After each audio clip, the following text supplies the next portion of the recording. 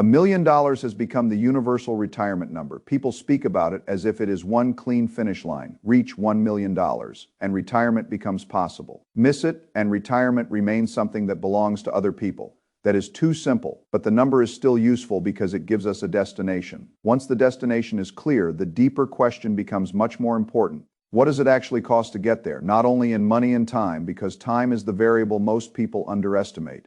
If you begin from zero and want to reach $1 million, there are several ways to do it. You can give compounding 30 years and let the market do most of the work. You can shorten the runway to 20 years and ask your own savings rate to carry more of the burden. Or you can demand the entire result in 10 years and discover that speed has a very high price. All three paths can reach the same destination. They do not require the same sacrifice. That is the principle at the center of this story. Most people think retirement planning is mainly about finding the right investment, the right fund, the right stock, the right return. Those things matter. But once the investments are reasonably good, the largest variable is often simpler. How much time are you willing to give the machine? Time is the cheapest money in retirement planning. The less time you give, the more of your own paycheck you must contribute to replace the compounding you refuse to wait for. Imagine a man named John. He has nothing saved for retirement. No brokerage account, no retirement nest egg, no inheritance waiting in the background, just a regular job, a regular income, and the growing realization that if he does not build a plan, the future will arrive without one. He chooses $1 million as the target. Why $1 million? Because $1 million invested in a diversified portfolio can support a simple retirement framework many people understand. The 4% rule in the first year of retirement. John could withdraw 4% of the portfolio, or $40,000 in later years. He could adjust that amount for inflation and continue drawing income. The logic is that the portfolio does not stop working when withdrawals begin. If the investments grow faster than the withdrawals over time, John can take income while the portfolio continues compounding in the background. $40,000 a year equals roughly $3,333 a month, at an average Social Security check of about $2,076 per month in the source framework, and John is looking at more than $5,400 of monthly retirement income. That is why the $1 million number matters. It is not magic. It turns a vague dream into a practical target. Now we know the destination. The next question is how John gets there from zero. He is going to use the same 3 Fidelity funds in every version of the plan. The funds do not change, only the weights change, because the less time John gives compounding, the more growth he must ask from the portfolio. The first fund is FXA, the Fidelity 500 Index Fund. It tracks the SP 500, the 500 largest companies in the United States. It is broad, simple, inexpensive, and deliberately unexciting. That is one reason it works. At an expense ratio of just 0.02%, it gives John ownership of a large slice of the American economy. Over the prior 10 years in the source framework, it averaged about 12.97% in annual share price appreciation. This is the foundation. The second fund is FNCMX, the Fidelity NASDAQ Composite Index Fund. This adds more growth. It follows the NASDAQ Composite with heavier exposure to technology, biotech, and companies that tend to grow faster but swing harder.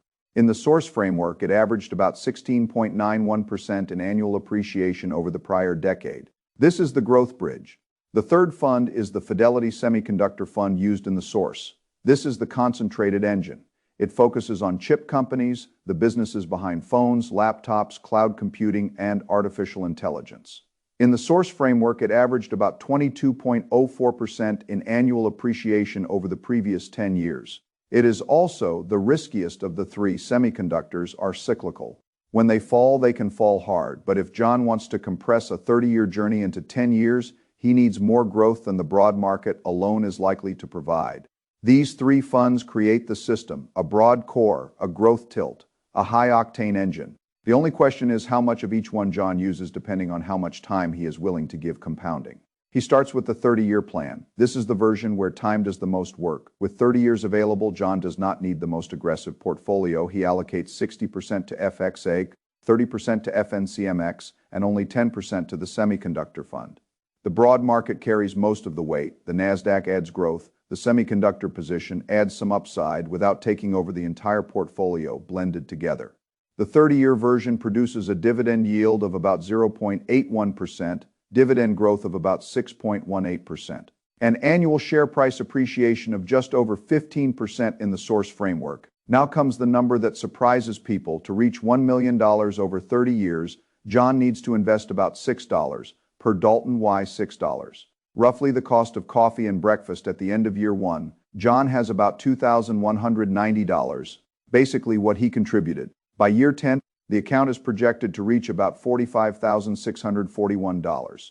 By year 20, it grows to about $234,158. By year 30, it reaches about $1,004,150. The destination is reached. And here is the part that matters most. Over the full 30 years, John personally contributes only about $65,700. The market contributes the rest, more than $938,000 in the source framework for every dollar John puts in. The market gives him about $14 back. That is the power of a long runway. John is not really the one building the final million by himself. He is feeding the machine. The compounding does most of the construction because he gives it enough time. This is the first major lesson. If you begin early enough, the market becomes your largest contributor. You still need discipline. You still need to contribute. You still need to survive volatility. But with 30 years available, the burden on your own cash flow is relatively light. Time carries the weight. The problem is that many people do not have 30 years left before they want to retire. Some begin late. Some earn serious money only after years of career building. Some simply want the results sooner. So John asks the next question. What happens if he wants the same $1 million in 20 years instead of 30? The three funds remain the same, but the weights must change. FXA falls from 60% to 35%. FNCMX rises to 40% and becomes the largest position. The semiconductor fund more than doubles from 10% to 25%. The reason is direct. John has removed 10 years from the compounding machine. Now he needs more growth to compensate. The 20-year portfolio has a yield of about 0.58%, dividend growth of about 5.16%, and annual share price appreciation of about 16.81% in the source framework. The portfolio becomes less income-oriented and more growth-oriented. That is the trade.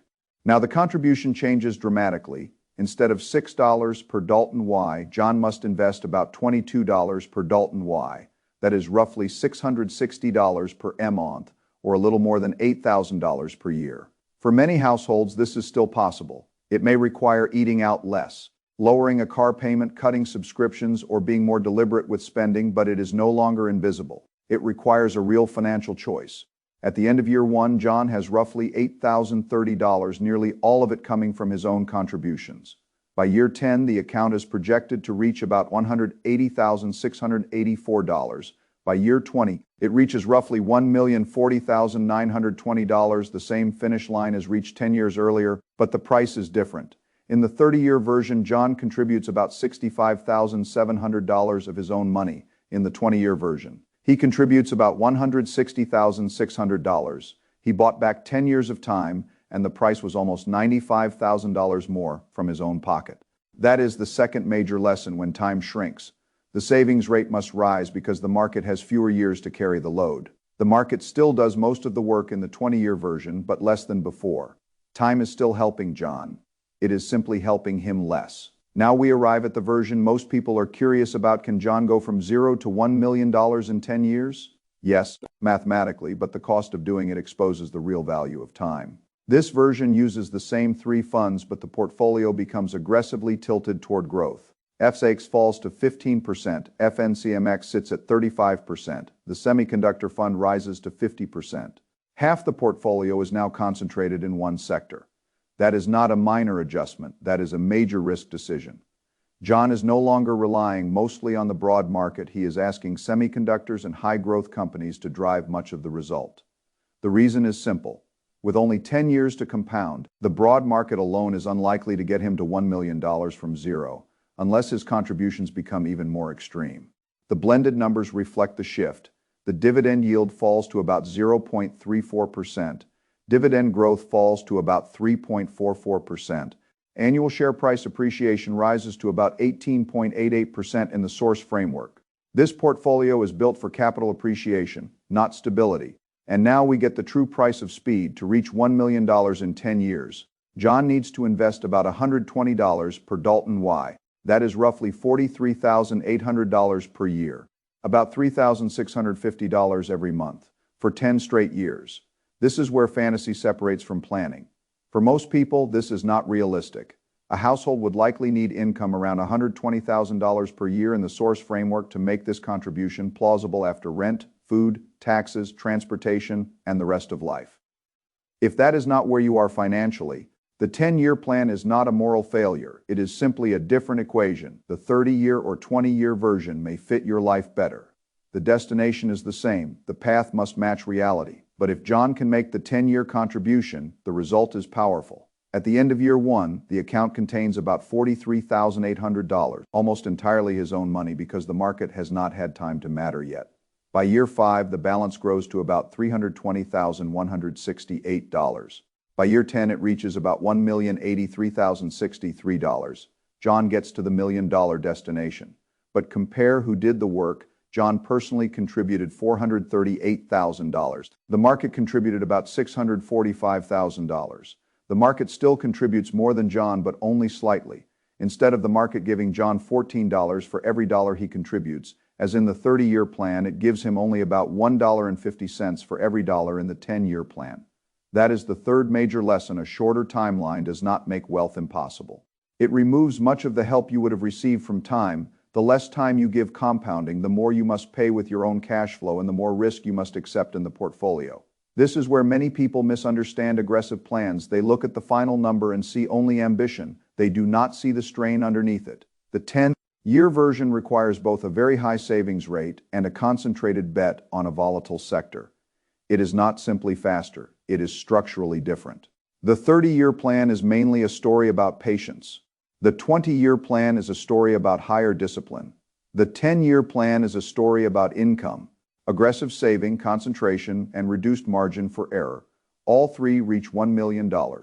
But they are not the same plan. They are three different ways of paying for the same destination.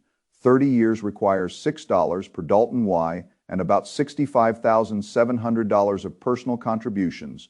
20 years requires $22 per Dalton Y and about $160,600 of personal contributions. 10 years requires $120 per Dalton Y and about $438,000 of personal contributions.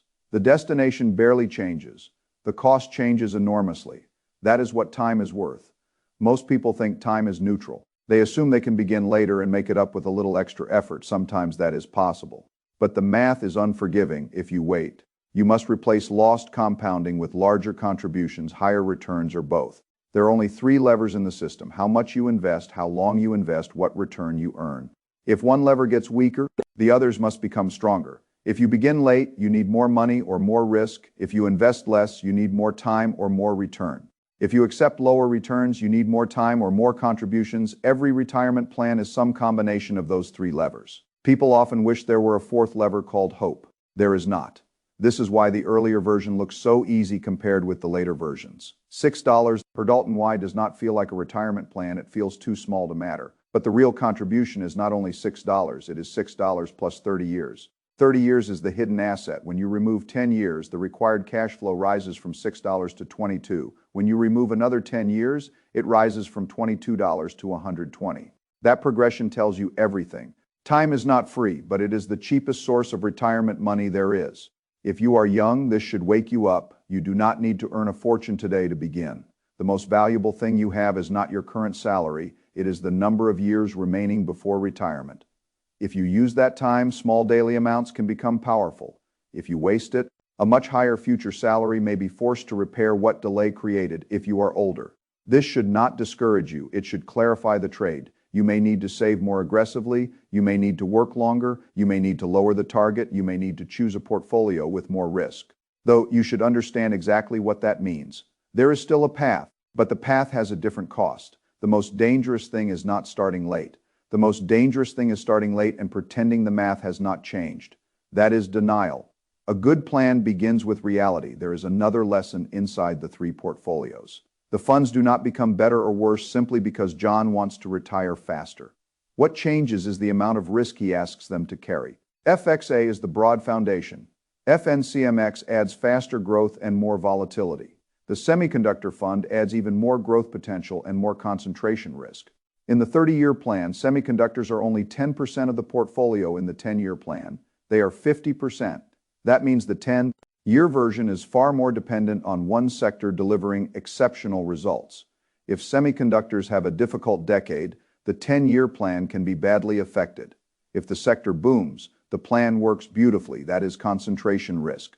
Higher expected return usually comes with higher uncertainty. There is no way around that. A 10-year retirement plan beginning from zero is not only a savings challenge, it is also a risk challenge. The investor must be able to survive large declines emotionally and financially. If John panics during a downturn and sells, the plan can fail even if the long-term math once looked sound. This is why every plan must fit the person. Not only the spreadsheet. A plan that requires behavior you cannot sustain is not a plan. It is a fantasy. The 30-year version may look slower, but it may be easier to execute because the contributions are small and the portfolio is less concentrated. The 20-year version demands more, but still remains within reach for many disciplined households. The 10-year version is powerful, but only for someone with the income, cash flow, and risk tolerance to survive it. The correct plan is not the most exciting one. It is the one you can follow. People often choose plans based on the outcome they want rather than the behavior they can maintain. They say they want to retire in 10 years, but they cannot invest $3,650 every month. They say they are comfortable with risk, but they panic when the market falls 10%. They choose an aggressive plan because the final number looks attractive, then abandon it when reality arrives. The plan did not fail. The fit failed. A good investor builds around constraints. Income, time, risk tolerance, lifestyle, consistency. The plan that survives is more valuable than the plan that dazzles. Now, $1 million may or may not be enough for every person. That depends on spending, location, health, inflation, debt, taxes, and retirement goals. But the insight does not depend on the exact number, whether your target is $500,000, $1 million, or $2 million. The same relationship holds. More time lowers the required contribution. Less time raises it. Higher expected return can help, but usually brings higher risk. The earlier you begin, the less violently you need to force the future later. This is true beyond retirement. It is true in wealth building. It is true in skill building. It is true in health. Time given early reduces strain later. Delay compounds too. That is why the first contribution matters. Not because the first dollars are large, because they begin the clock. And in compounding, the clock is one of the most valuable assets you own. The source framework uses historical 10-year appreciation rates for the funds. Those numbers are useful for illustration, but they are not promises. The next 10 years may not look like the last 10. Semiconductor returns may be lower, the broad market may disappoint. Growth stocks may underperform. Inflation may alter real returns. This is why projections should be treated as planning tools, not guarantees. The principle remains even if future returns differ. The longer you invest, the more time has to help you. The shorter the horizon, the more your plan depends on high contributions and strong returns. That relationship does not disappear. The beauty of the 30-year plan is that it gives room for imperfection. Markets can have bad years. John can experience volatility, contributions can continue through downturns, the compounding runway remains long. The danger of the 10-year plan is that there is much less room for mistakes. A poor first half of the decade, a major semiconductor drawdown, or an interruption in contributions can change the outcome meaningfully. Speed reduces margin of safety. That is another principle. The faster you want results, the less margin for error you usually have. People admire speed. They should also respect fragility. A plan with more time is not weak, it is often more resilient. So what should you take from this? Define the retirement income you want and work backward from it. Understand that the earlier you begin, the less you need to invest each day. Know that shortening the timeline raises both the cash contribution and often the portfolio risk. Use funds and strategies you actually understand. Keep costs low. Choose a plan that matches your income and behavior. Stop waiting for a perfect future self to start doing what your current self can begin. Now return to the opening question. How much do you need to invest every day to reach $1 million? The answer is not one number. It is a set of trade-offs. If you have 30 years, about $6 per Dalton Y in the source framework. If you have 20 years, about $22 per Dalton Y. If you have 10 years, about $120 per Dalton Y, same destination, different price.